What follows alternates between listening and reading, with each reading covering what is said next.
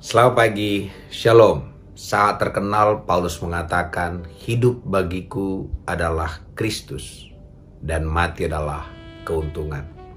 Sebenarnya apa yang dikatakan Paulus itu bukan sebuah pilihan lagi, itu keharusan. Kenapa?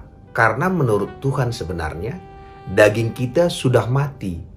Waktu Yesus mati di kayu salib, saitulah daging kita juga sudah mati.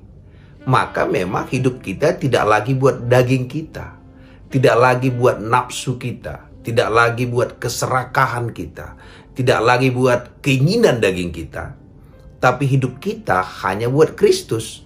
Karena yang hidup dalam diri kita hari ini bukan lagi daging kita. Maka dikatakan, namun aku hidup bukan lagi aku yang hidup, tapi Kristuslah yang hidup.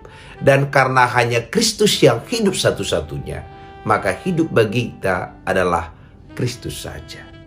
Jadi kita tidak perlu berlama-lama lagi. Putuskan, mulai hari ini hidup kita hanya untuk Kristus. Bagaimana arti hidup untuk Kristus? Artinya dalam segala hal kita memperkatakan atau mengutamakan Tuhan. Kalau kita dalam keadaan sakit, kita mengatakan Tuhanlah penyembuh.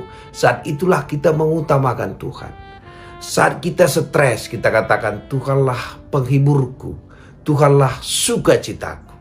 Jadi kalau dalam setiap kehidupan kita tidak lagi bahas apa yang kita alami, tapi kita bahas tentang kehidupan Kristus itu, saat itulah kita hidup hanya buat Kristus. Dialah segalanya bagi kita. Dialah kekuatan kita. Dialah kedamaian kita.